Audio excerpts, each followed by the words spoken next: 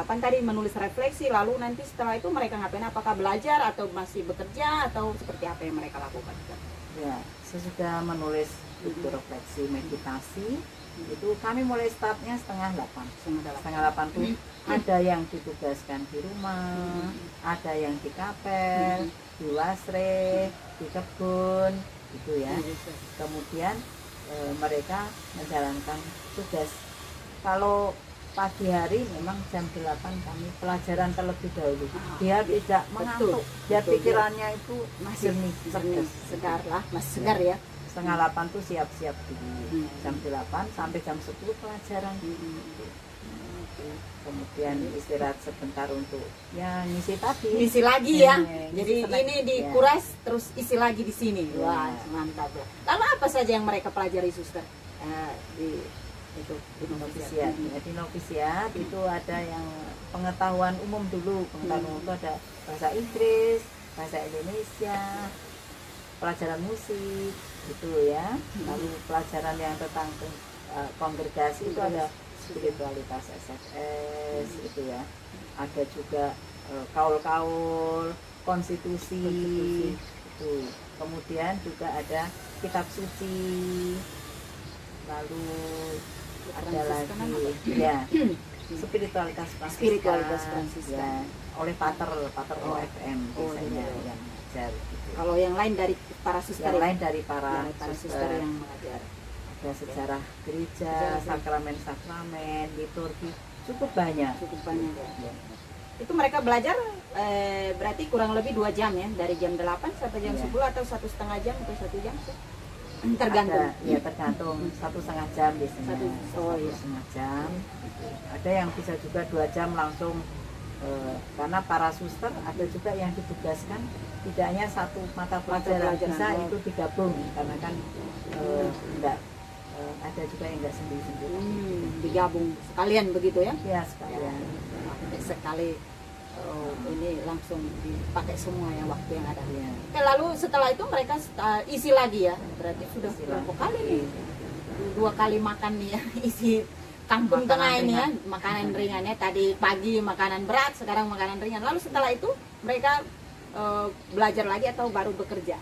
Mereka sesudah diisi tadi dengan snack ringan bekerja. Kan kita masak sendiri. Lalu kalau ini langsung pada masak, yang tugas masak, ada juga yang tugas yang belanja. Setiap hari, tapi ada yang di wasre tadi yang melanjutkan pekerjaannya sesuai. Maka tadi memang tanggung jawab itu penting. Udah mandiri ya, belajar mandiri ya itu ya.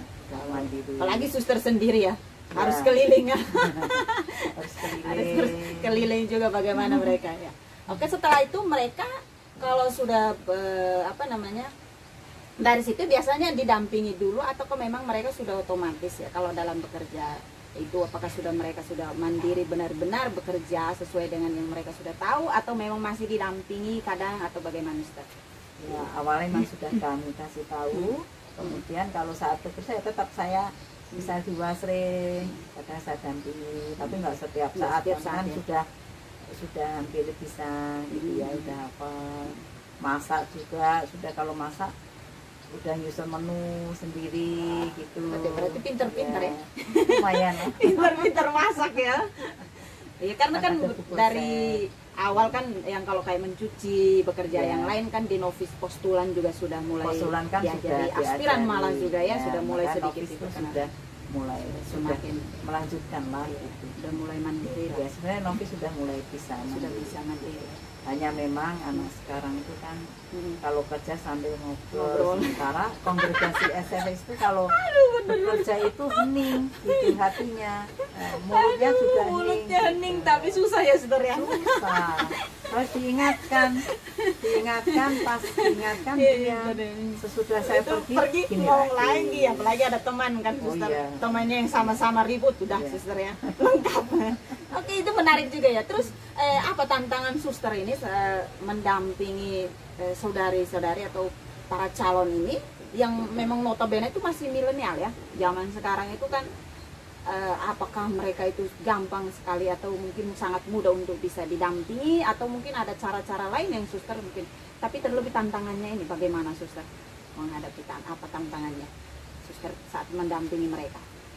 Ya, tantangannya saat mendampingi mereka tuh pertama karena usia juga mempengaruhi ya, usia yang didampingi sama mendampingi itu memang tantangannya harus menyesuaikan diri.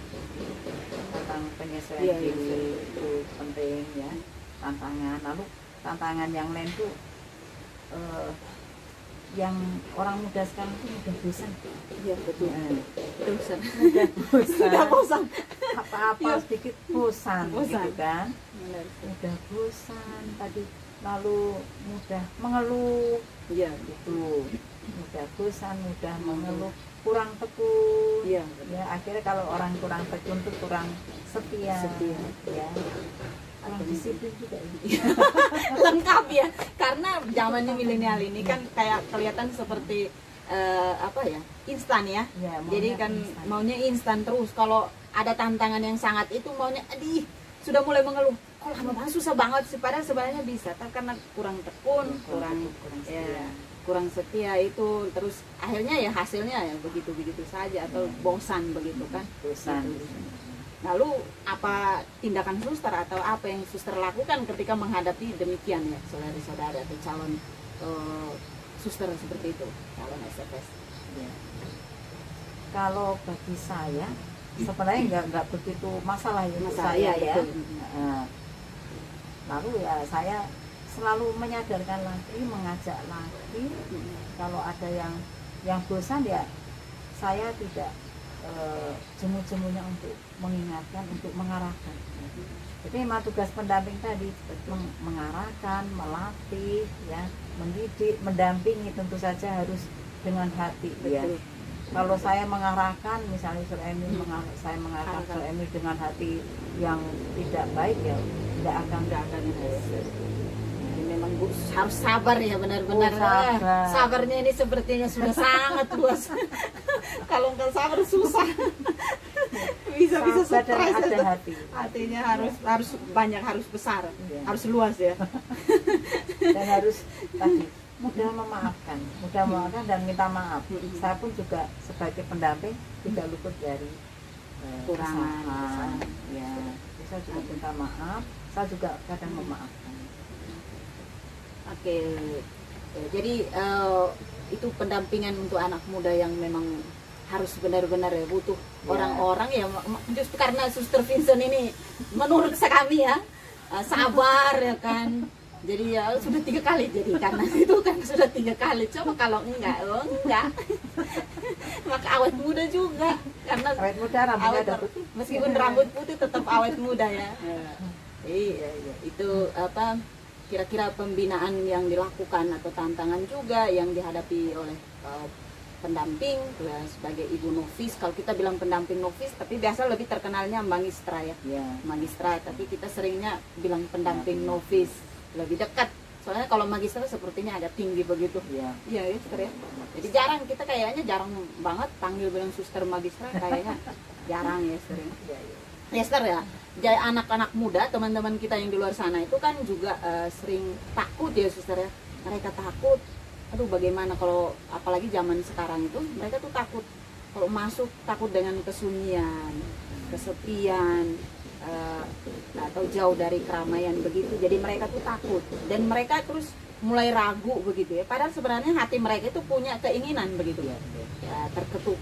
Tapi mereka muncul ketakutan itu atau juga keraguan dengan yang sudah belum bertindak. Mereka sudah memikirkan itu. Lalu menurut apa pesan suster untuk mereka, teman-teman kita yang masih sangat ragu ini, supaya mereka itu mau supaya ambil keputusan yang benar-benar, supaya bahwa ini panggilan saya dan saya harus berani untuk mengambil keputusan itu. Ya. Ayo. Sebenarnya panggilan itu kan rahmat Allah. Lalu panggilan menjadi seorang suster itu juga panggilan khusus. Sebenarnya takut, cemas, khawatir itu kan di luar ya, sebelum kita masuk. Tapi sesudah masuk, ya, misalnya mau masuk novis kan mungkin takut.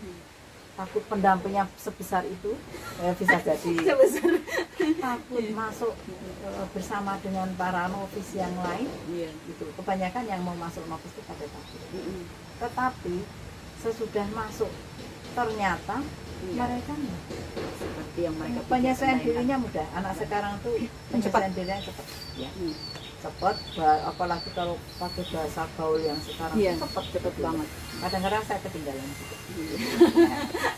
Sebenarnya nggak perlu takut, nggak perlu cemas. Kalau sudah masuk itu kita sudah percaya, sudah dipersatukan oleh Allah, panggilan masing-masing dari rumah masing-masing, dan kita disertai oleh Roh Kudus. Nah di situ kita tidak takut. Jadi sebagai orang muda sebaiknya nggak usah takut, nggak usah cemas.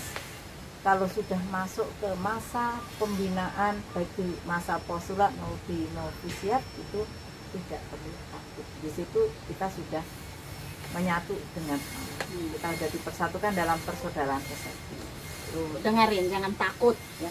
Jangan takut.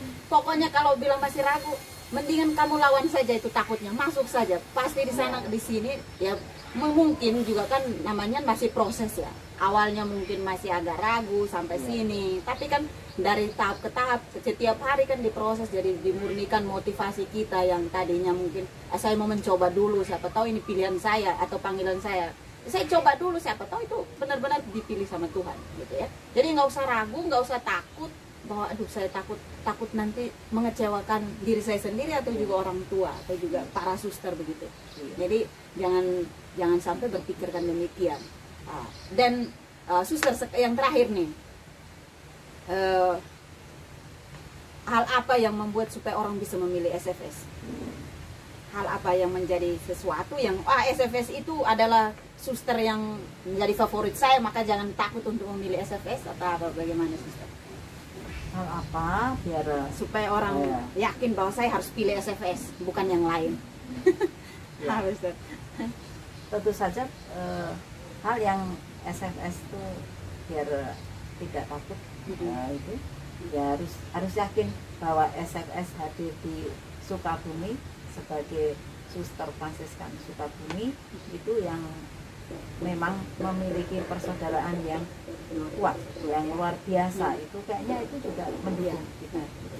Lalu